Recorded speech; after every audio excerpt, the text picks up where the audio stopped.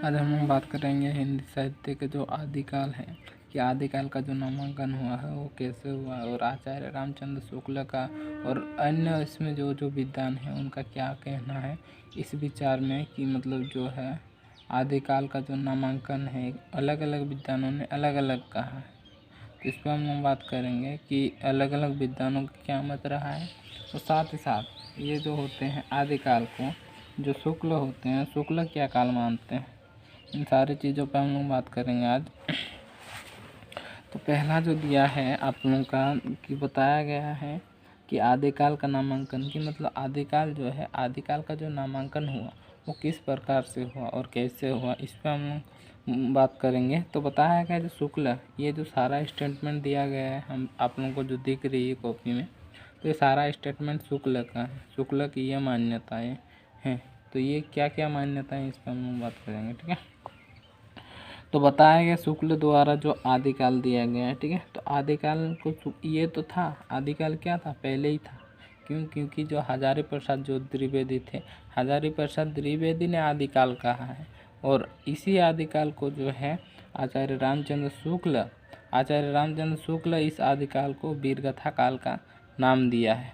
आप लोगों को अगर क्वेश्चन में पूछा जाए कि आदिकाल का जो नामांकन है वो किसने किया है, तो आप लोग बोलिएगा कि किसने किया है, हजारी प्रसाद द्विवेदी में, हजारी प्रसाद द्विवेदी ने किया है। और साथ ही साथ अगर बात की जाए कि आदिकाल को जो है वीरगाथा काल किसने कहा, तो आ जाएंगे आचार्य रामचंद्र शुक्ल।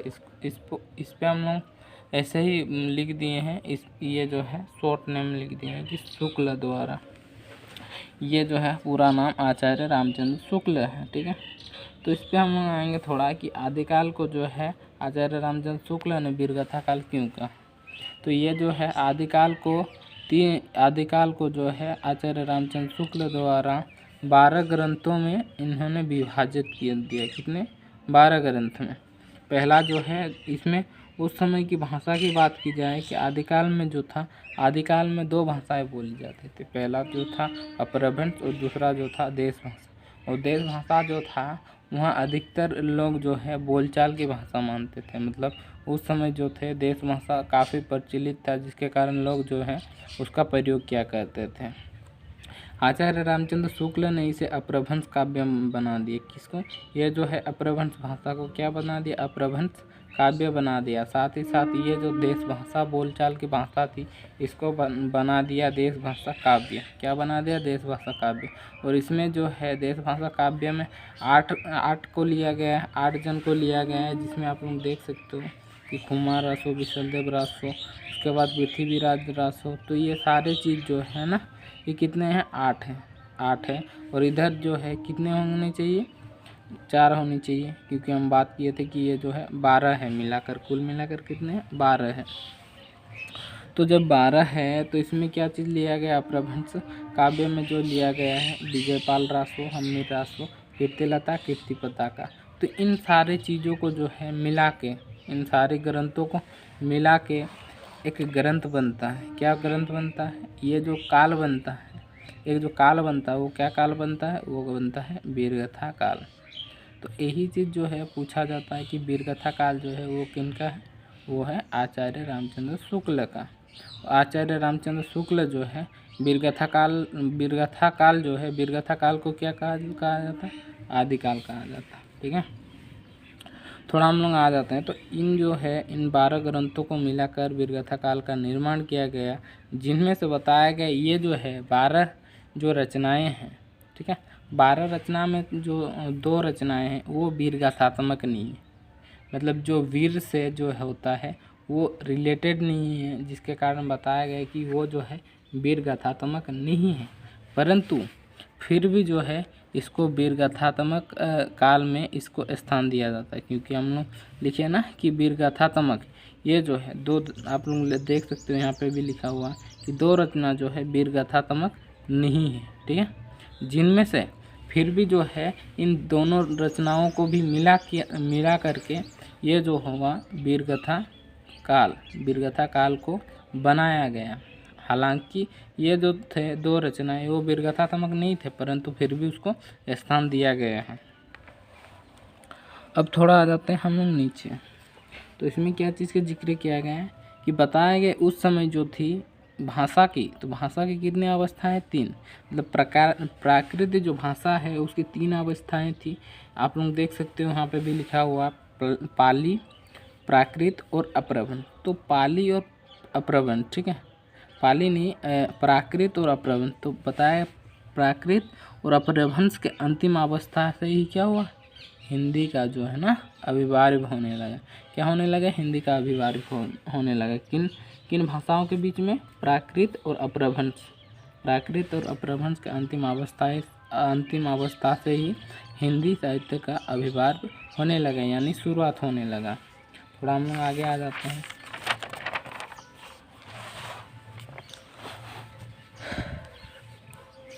इसमें बताया गया है जिनमें गाथा, जैसा हम लोग गाथा की बात करें तो गाथा का जो अर्थ होता है वो क्या होता है? प्राकृत। क्या होता है? प्राकृत। ये चीज़ ध्यान रखिएगा कि गाथा हम लोग जब भी बात करें कि वीरगाथा, गाथा मतलब गाथा का अर्थ क्या होता है? होता है प्राकृत। जो हम लोग भाषा पढ़ रहे थे ना, तो क्या होता है? प्राकृत होता है, ठीक है, प्राकृत।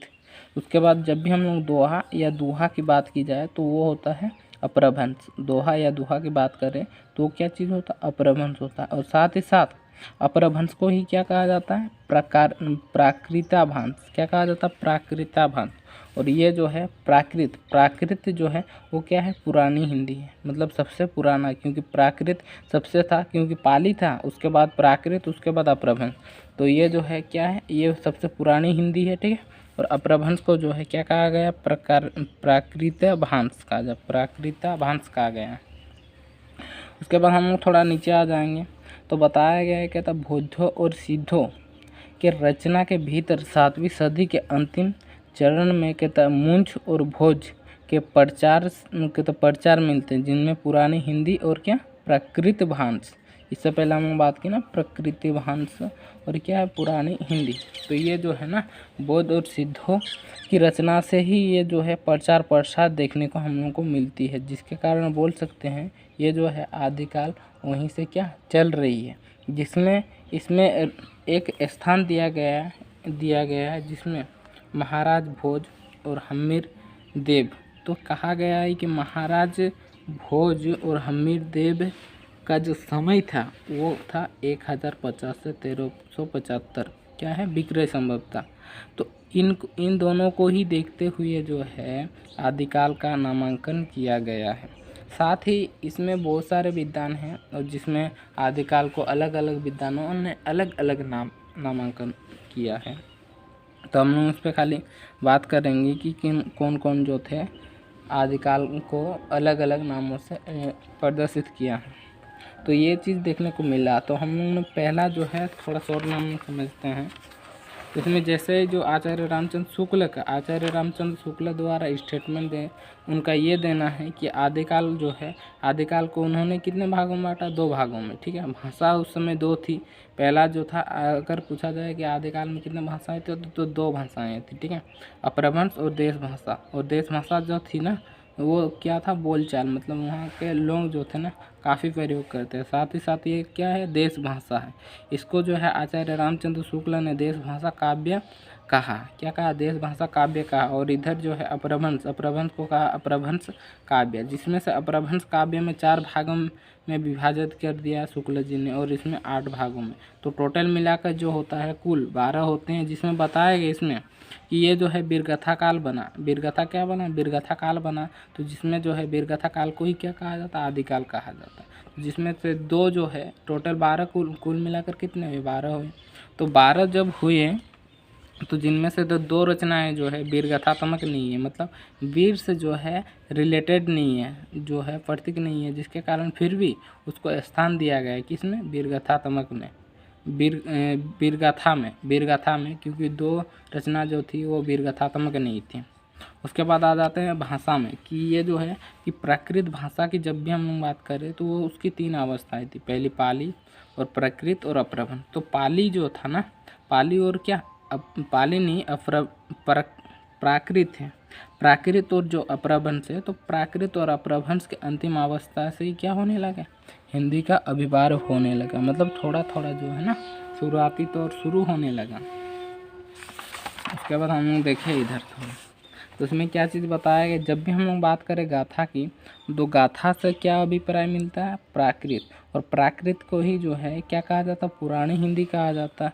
दोहा या दुहा की जब भी हम लोग बात करें तो वो होता है अपभ्रंश, और अपभ्रंश जो है वो क्या है, प्राकृताभास। ठीक है, इसमें बताया गया है कि ये जो है ना कि बोध के, तो बोध और सिद्ध के रचना, बोध और सिद्ध जो है 7वीं सदी में देखने को मिलते हैं। इसका जो अंतिम चरण है ना, तो 7वीं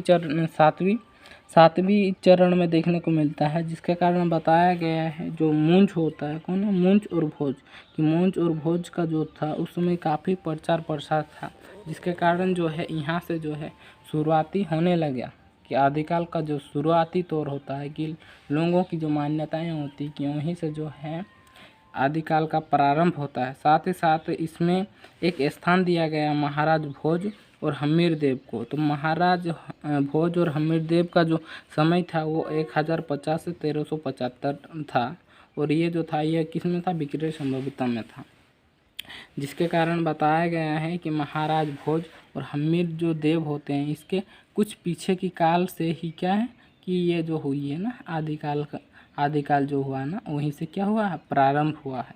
यानी हम लोग क्या बोल सकते हैं, मूंछ भोज, या फिर हम लोग ये भी बोल सकते हैं कि महाराज भोज या फिर हम्मीर देव के समय से ही, या फिर उसके पीछे के काल के समय से ही जो है ना पूर्व, यानी जो पूर्वज जो पहले के लोग थे ना, इनके पहले वंशज के लोग जो थे, तो वहीं से जो है ना आदिकाल का प्रारंभ शुरुआत होता है, और जिसके कारण इसमें एक स्थान दिया गया महाराज भोज और हम्मीर देव को। तो इसमें 1050 से जो है 1375 विक्रय संभवतः इन दोनों का जो समय होता है, तो इन दोनों के समय को निर्धारित करते हुए ही आदिकाल का नामांकन किया है।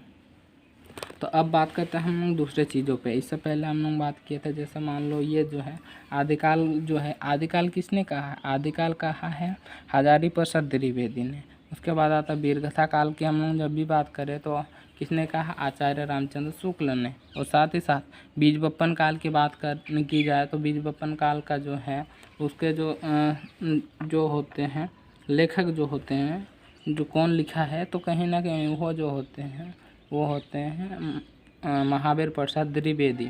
उसके बाद हम लोग बात करें वीरगाथा काल, क्या है, वीरगाथा काल का तो हम लोग बात किए।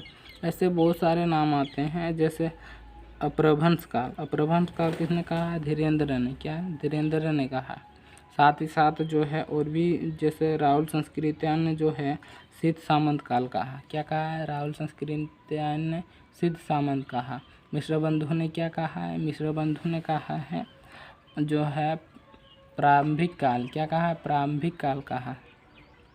तो ये जो अलग अलग विद्वानों ने जो अलग अलग नामकरण दिए आदिकाल का, तो कहीं ना कहीं इससे एक ही अभिप्राय मिलता। पहली बात तो ये है, जब पहला स्तर था ये जो है आदिकाल, कि आदिकाल जो पहला स्तर था, जिसके कारण जो है अलग अलग और बहुत सारे विद्वान आए, और अलग अलग विद्वानों का अलग अलग मत रहा कि ये जो है आदिकाल का जो है कि आदिकाल का जो नाम है ये नाम रखा जाए। कि जैसे मान लो बीज बप्पन काल, जैसे मान लो कोई भी बीज जो होता है ना, वो क्या होता है, पहले लगाया जाता है, उसके बाद क्या होता है, धीरे धीरे उत्पत्ति होता है। मतलब शुरुआती तो यही था कि मतलब जो है छोटा से ही धीरे धीरे क्या हो रहा है, बड़ा हो रहा है। इसी के चलते बताया गया, जैसे बीज बप्पन काल जैसे छोटा रहता है उसके बाद क्या बड़ा हो जाता है। तो वैसे ही जो है ना ये क्या था, शुरुआती तौर था। जैसे प्रारंभिक काल, जैसे प्रारंभिक काल का मतलब क्या, जैसे मतलब प्रारंभ में, शुरुआत में जो काल हो रहा है, तो जिसके कारण प्रारंभिक काल बताया गया है। तो कहीं ना कहीं इन सारी चीज़ों से जो एक ही अभिप्राय मिलता है कि यह जो था ना पहला काल था, जिसके कारण अलग अलग विद्वानों ने अलग अलग मत दिया है, और साथ ही अलग अलग नामांकन किए हैं आदिकाल के। तो आज हम लोगों ने जाना कि आदिकाल का जो है नामांकन कैसे हुआ। तो अगर ये वीडियो आप लोगों को अच्छा लगा तो लाइक, शेयर और सब्सक्राइब कीजिए।